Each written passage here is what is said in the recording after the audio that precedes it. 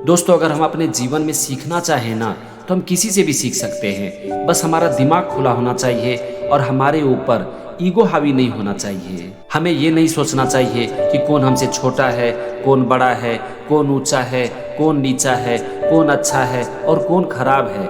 अगर हम जीवन में अच्छे इंसान से सीख सकते हैं ना, तो हम बुरे इंसान से भी सीख सकते हैं। अगर अच्छा इंसान हमें ये सिखाता है कि हमें जीवन में क्या करना चाहिए, तो बुरा इंसान हमें ये सिखाता है कि हमें जीवन में क्या नहीं करना चाहिए। तो चलो इसी बात पर मैं आपको एक कहानी सुनाता हूँ। एक शहर जाने के रास्ते में एक बहुत बड़ा घना सा हरा भरा पेड़ था। जब लोग उस रास्ते से गुजरते थे तो बहुत से लोग पेड़ की छाया में बैठकर आराम कर लेते थे और अपनी थकान दूर कर लेते थे। एक दिन एक पागल जब उस रास्ते से गुजर रहा था तो वो भी पेड़ के नीचे बैठ गया और आराम करने लगा।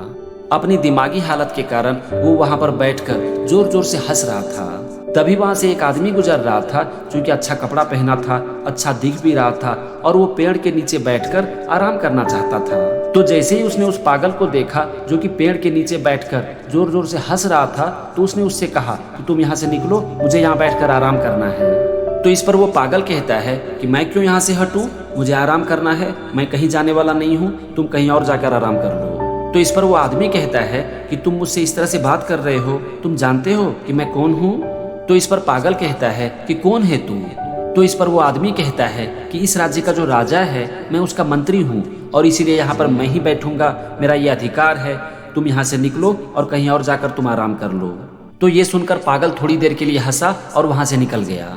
अब वो आदमी पेड़ की छाया में बैठ गया और आराम करने लगा, लेकिन तभी वहां पर एक सन्यासी पहुंच गया। वो सन्यासी बहुत ही थक चुका था और इसीलिए वो भी पेड़ के नीचे बैठकर आराम करने लगा। तो उस आदमी ने उस सन्यासी से कहा कि आप क्यों यहाँ पर बैठ गए, आप जानते हैं कि मैं कौन हूँ? तो वो सन्यासी कहता है कि कौन हो तुम? इस पर वो आदमी कहता है कि इस राज्य का जो राजा है मैं उसका मंत्री हूँ और इसीलिए यहाँ पर मैं ही बैठूंगा, ये मेरा अधिकार है, आप यहाँ से निकलिए और कहीं और जाकर आप आराम कर लीजिए। तो इस पर वो सन्यासी कहता है कि अगर तुम राज्य के मंत्री हो तो मैं भी राजगुरु हूँ और इसीलिए इस पेड़ के नीचे बैठना जितना तुम्हारा अधिकार है उतना मेरा भी अधिकार है और इसीलिए मैं यहाँ से कहीं नहीं जाऊँगा। अब दोनों में बहस छिड़ गई और दोनों एक दूसरे से ऊंची ऊंची आवाज में बातें करने लगे। तभी वो पागल व्यक्ति वहां पर पहुंच गया और जोर जोर से हंसने लगा। फिर उसने उस दोनों आदमी से कहा कि तुम दोनों पागलों की तरह एक दूसरे से क्यों लड़ रहे हो? तुम दोनों मिल बांटकर इस पेड़ की छाया का उपयोग कर लो और जीवन की बहुत सारी समस्याओं का हल लड़कर नहीं बल्कि मिल बांट कर निकाला जाता है। पागल आगे कहता है कि सबसे पहले तुम दोनों पागलों की तरह ये लड़ाई बंद करो, एक दूसरे से बात करो और फिर देखो तुम्हें तुम्हारी समस्याओं का हल आसानी से मिल जाएगा। तुम दोनों एक दूसरे से प्यार से बात करो और फिर देखो तुम्हारी थकान भी दूर हो जाएगी। ये कहकर वो पागल वहां से निकल गया, लेकिन दोनों आदमी सोचने लगा कि आखिर पागल वो है या हम हैं। दोनों यही सोचने लगा कि मंत्री और राजगुरु होने के बावजूद भी हम लोगों ने इस समस्या का समाधान नहीं निकाल पाया, लेकिन एक पागल ने इस समस्या का समाधान बड़े ही आराम से निकाल दिया।